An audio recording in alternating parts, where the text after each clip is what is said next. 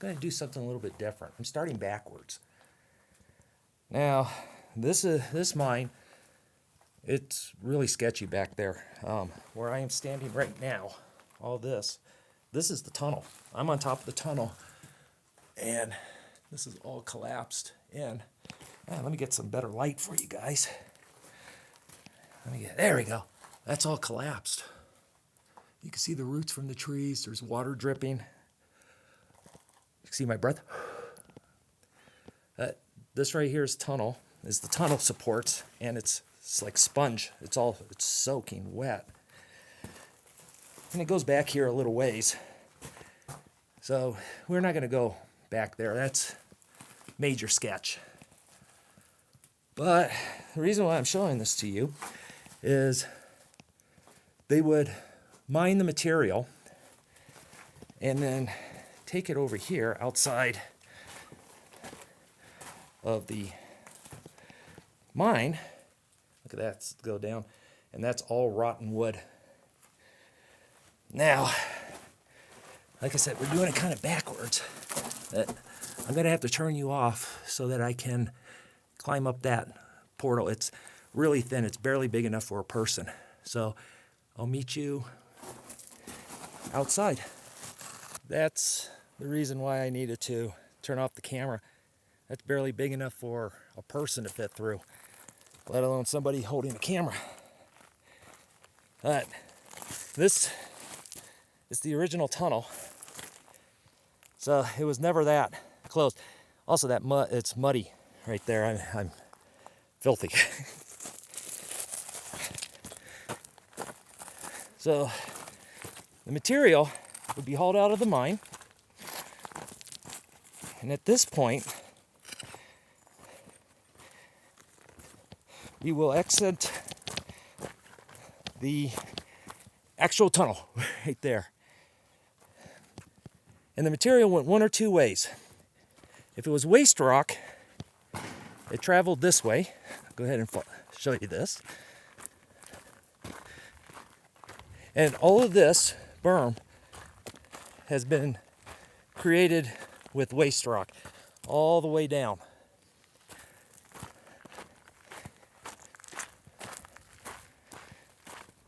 And so that you know, this was a lead mine, and they worked it from 1924 to 1977. As you can see, it's a lot of material. And this is the end of the waste rock pile. And don't worry, we'll be going down there.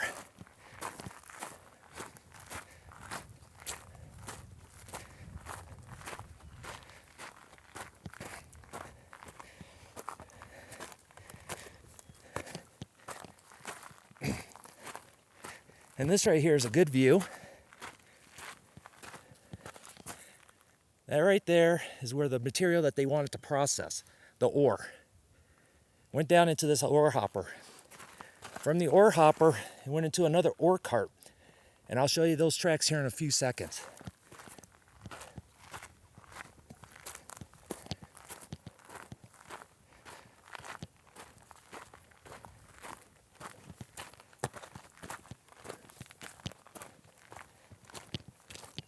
And this was a tool and machine shop.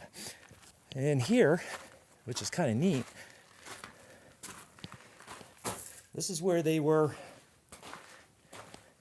sharpening their drill bits. So this is a small forge.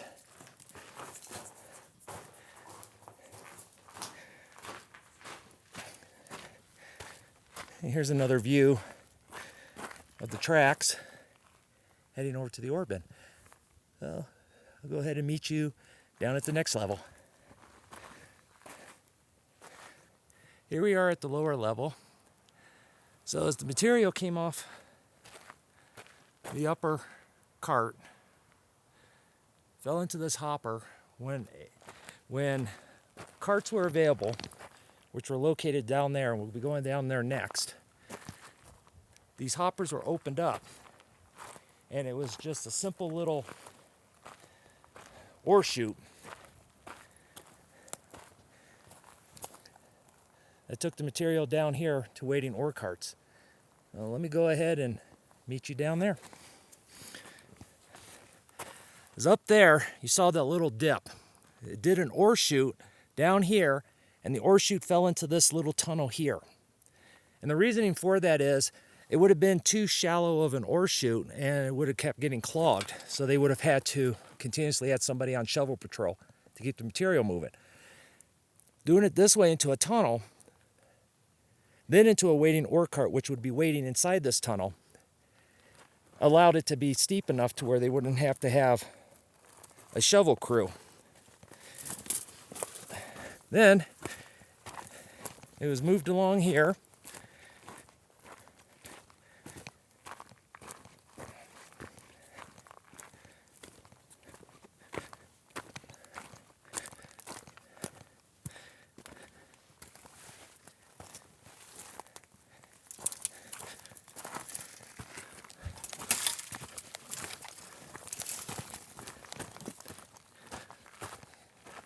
Off this chute.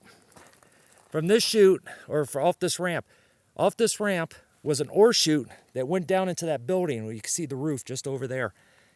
And it was loaded into waiting trams and then trucked thousands of feet down the valley to the main mill site. And so I'll meet you down there where the tram system is. Here's the next level down. So I don't know if you can still see it, but it's a little bit of a wood platform there. Another one. Here, a tram bucket would wait. Just right here. This is the rail that it rode on. Then, here's the dry pulley.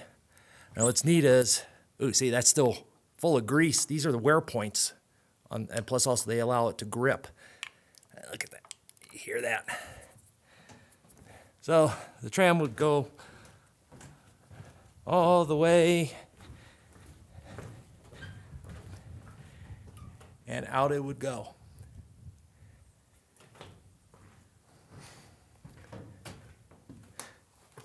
And at this point, it's flying through the air towards the mill. Over here, there's a big pulley, and this was the brake. So I see the transmission down there. And so what you do is you disengage the pulley, which would stop the tram right there. And that allowed the tram cart to get loaded.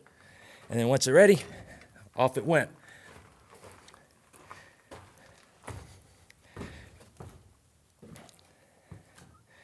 These right here are the anchors to keep the building from being pulled down by the tram.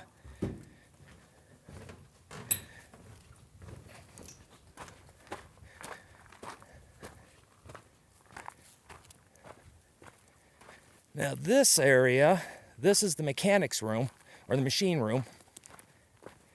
This is where the engine was that drove the belt. In turn, that drove the tram.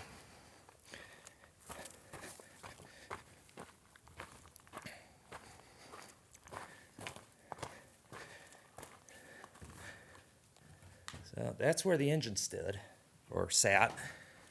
Then over here, this is where the belt dropped down, and there's another set of pulleys underneath the floor. Then the pulley, or the belt, came out here to underneath the building over there. And that's what operated that tram.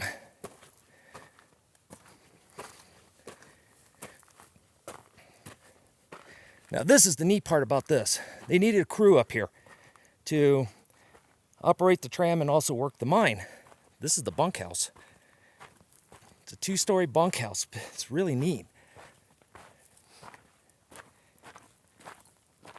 I'm not going to go up on the 2nd story. The stairs are really dodgy.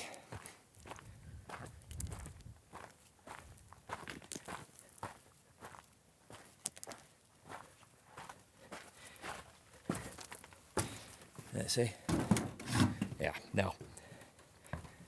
Even this floor is bowing.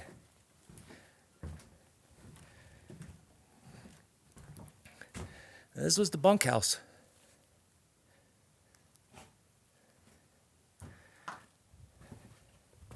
How'd you like to wake up to that view every day? That's pretty. You probably can still see the haze. It was fine this morning, but the fires in California, the smoke started blowing back into this area.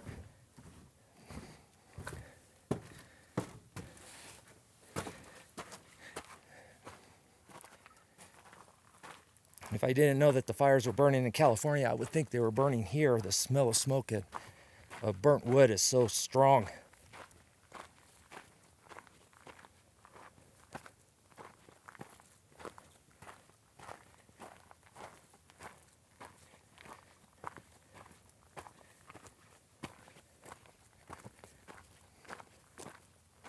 And there's one of the tram towers.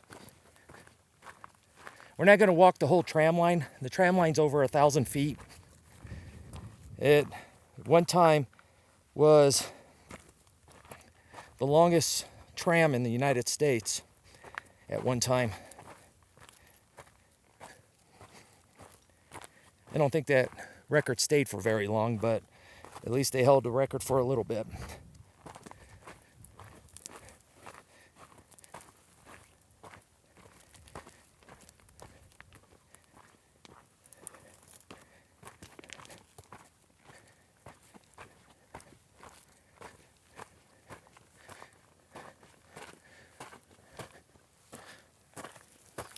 There's one of the towers.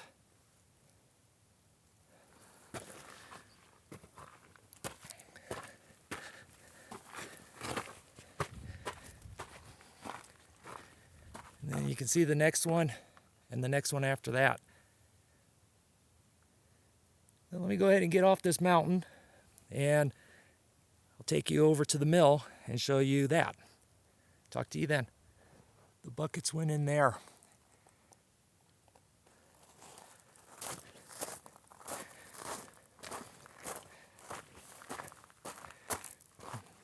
This right here is just a slurry room. You get yourself a tank with a big stirring stick down in there. But as the material got in there, it was dumped into the mill. These right here are the counterweights for the tram.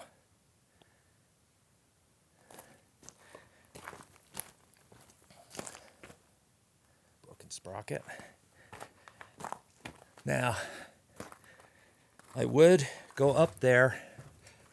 This is not what you call very stable, or I'm not going to risk it.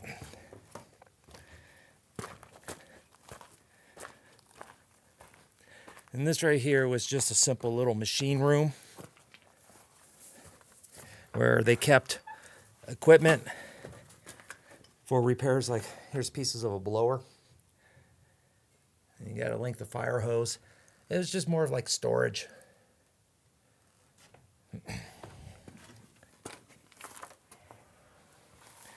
So the tram bucket dumps its ore, and the ore falls down a series of chutes.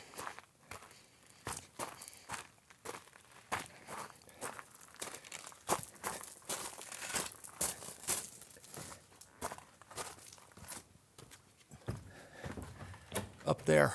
So you got yourself, you can see all the pulleys up there. They had belts on those.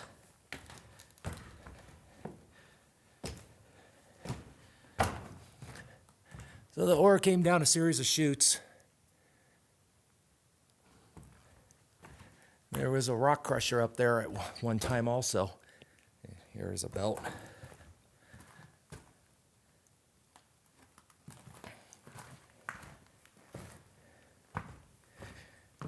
And then it came through here, slid down here, and this is the separator. What these did was they would lift up, kind of like feet. He would lift up, push down, move forward like a shuffle, and keep doing that, and that agitated and sorted the material. You can see there used to be a lot more equipment here.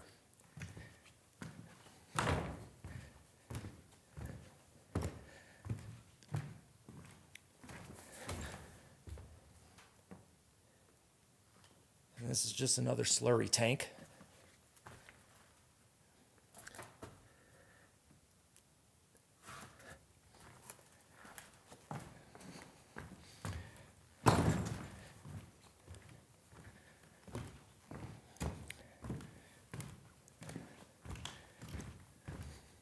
So as the material is moving down there, it lands onto that sorting table, or agitation sorting concentrate. It's kind of like a sluice.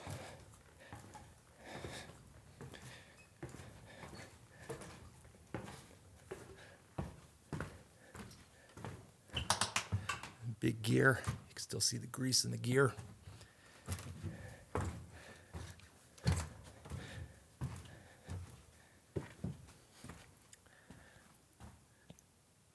There's that chute.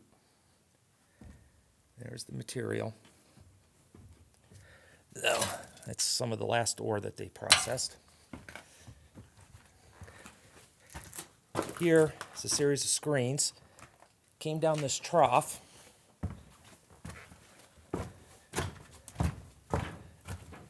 Outside. Before we go there, this was the powerhouse. This is where the engine was that powered everything. You had a big motor here. You got winch drum or pulley drum, and that's how they powered the entire mill, was just big pulley belts. Back to this.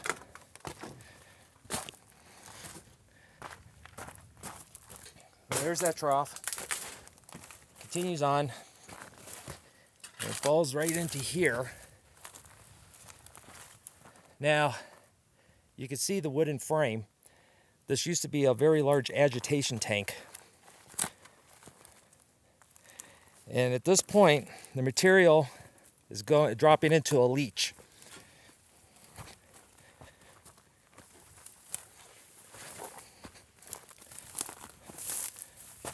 So I am standing, hey, look at the little lizard. So I'm standing in a big tank. And again, using a pulley system, the material falls in here into this slurry, and it agitated it. And then when they were finally done, they pumped it out and did what they needed to do to extract the mineral from the leach. And that's where my friends and I are camping tonight.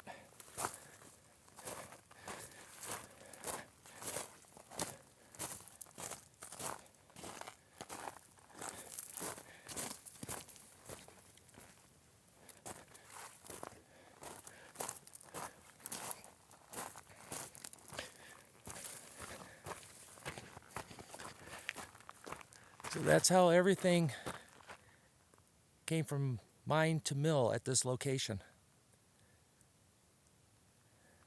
Well, that was a quick overview of how things were done here at the Belmont.